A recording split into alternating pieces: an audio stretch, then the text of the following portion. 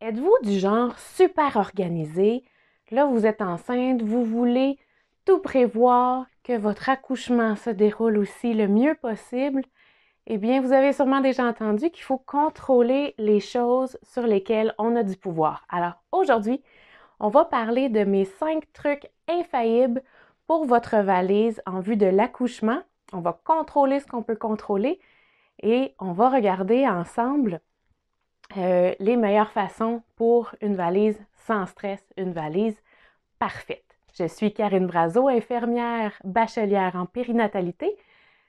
Mon mandat dans la vie, c'est vraiment d'aider les femmes enceintes à faire de l'arrivée de leur bébé une expérience la plus positive possible, mais pour ce faire, il faut se préparer adéquatement. Il faut aller chercher les bonnes informations et donc, je me rends disponible à être votre personne ressource à vous. Aujourd'hui, donc, on va voir mes 5 trucs infaillibles pour votre valise parfaite. Première chose, on va regarder la durée de votre séjour, que ce soit en maison de naissance, à l'hôpital ou pour une césarienne. Planifier, on va vraiment considérer le séjour pour que vous sachiez quelle quantité de choses mettre dans votre valise puisque la durée change la donne. Deuxièmement, on va regarder quand est-ce qu'on prépare sa valise pour l'hôpital ou pour la maison de naissance.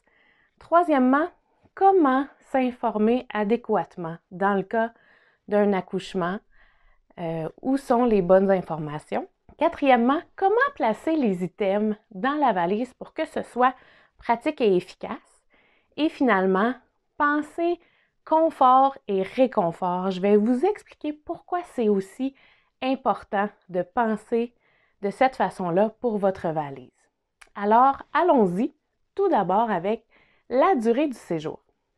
Si on parle d'un accouchement en maison de naissance, vous pouvez planifier des éléments pour environ 24 heures parce que après l'accouchement, la sage-femme va s'assurer que vous allez bien, qu'il n'y a pas d'hémorragie par exemple, que l'allaitement est installé un minimum, puis elle va vous retourner à la maison et viendra vous voir à la maison pour le suivi, ce qui fait donc que on n'a pas besoin d'apporter des tonnes et des tonnes de vêtements. Pour un accouchement vaginal, on peut penser que vous serez à l'hôpital de 24 à 48 heures si tout va bien. Donc, on peut quand même en préparer un petit peu plus au cas, par exemple, que le bébé ait une petite jaunisse, qu'il ait besoin de rester une nuit de plus, par exemple. Mais si tout va bien, 24 à 48 heures. Et pour une césarienne, à ce moment-là, on parle de 2 à 3 jours, donc de 48 à 72 heures, encore là, si tout va bien, ce qui veut dire qu'on peut prévoir le coût et en apporter peut-être pour 4 jours en tout, comme ça, on est sûr et certain d'en avoir assez. Deuxième chose, quand est-ce qu'on prépare notre valise? C'est sûr et certain que si vous avez des signes ou des risques de travail prématuré, bien, dès que possible, vous préparez votre valise. OK? Donc, dès qu'il y a un risque et qu'on vous dit, par exemple, que vous devez vous reposer ou être alité parce qu'il y a des chances que le bébé arrive un peu plus tôt, bien, assurez-vous qu'au moindre signe, à la moindre inquiétude, votre valise est prête et que la personne accompagnatrice avec vous sait où elle est, sait aussi où sont les petites choses qui peuvent manquer à la dernière minute. Si par contre, tout va bien, mais là, on parle souvent de préparer sa valise pour la 34-35e semaine, puisque le terme de la grossesse est la 37e semaine jusqu'à 41 semaines environ. Bien, on s'assure que tout soit prêt à l'avance vers la 34-35e semaine. Comment se préparer adéquatement, s'informer adéquatement en ce qui concerne la valise d'hôpital? Bien, une des meilleures façons, c'est le site Internet de l'endroit où vous allez accoucher. Donc, les maisons de naissance, les hôpitaux ont souvent une tonne d'informations hyper intéressantes sur leur site Internet. Que ce soit les consignes sanitaires en lien avec la COVID, d'ailleurs, vous pourrez retrouver sur mon site web destinationparents.com une autre vidéo sur l'accouchement en temps de COVID, mes meilleurs conseils à ce niveau-là. Donc, pour plus d'informations, allez voir cette vidéo. Mais sur les sites Internet de votre lieu de naissance, vous trouverez cette information pour vous préparer et ajouter les éléments nécessaires à votre valise. Vous trouverez aussi plein de documents intéressants, que ce soit sur l'accouchement vaginal après une césarienne, que ce soit des documents sur ce que vous avez besoin d'apporter comme documents complétés pour l'hôpital, que ce soit pour votre admission ou encore votre plan de naissance. Souvent, chaque hôpital a une version qu'ils ont conçue. Donc, ça peut être le plan de naissance que vous choisissez pour leur remettre à votre arrivée et que vos souhaits soient respectés le plus possible. Finalement, pour vous informer adéquatement, rien de mieux que de parler à la bonne personne et donc ne vous gênez pas pour appeler là-bas. Appelez votre lieu de naissance, parlez avec votre sage-femme ou bien appelez à l'hôpital, parlez avec une des infirmières qui y travaille jour après jour et qui peut vraiment vous informer sur, par exemple, la disponibilité d'un frigo et d'un micro-ondes pour vos collations qui viennent de la maison, pour nourrir la personne qui est à vos côtés pendant le séjour là-bas. Donc, plein de petits détails qui peuvent vous aider à mieux visualiser votre séjour là-bas et vous préparer en conséquence. Quatrième truc, comment on place les choses dans la valise? En fait, c'est pas très compliqué.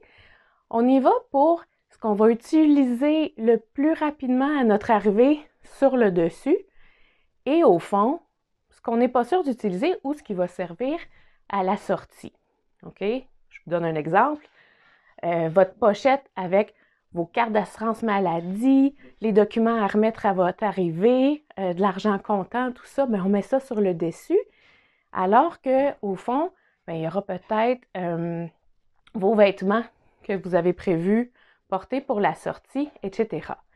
Dans votre valise, il faut absolument placer à portée de main votre liste parce que probablement qu'avant de partir pour votre lieu de naissance, vous allez vouloir revérifier et avoir aussi une petite liste de dernière minute pour tous les items que vous ne pouvez pas mettre d'avance dans la valise. Je pense à votre cellulaire, je pense à votre brosse à dents. Donc, une petite liste de dernière minute pour être sûr de rien oublier. En ce qui concerne les listes, encore une fois, sur mon site internet, vous trouverez la liste pour vous, donc soit pour un accouchement en maison de naissance, soit pour une césarienne planifiée ou pour un accouchement à l'hôpital.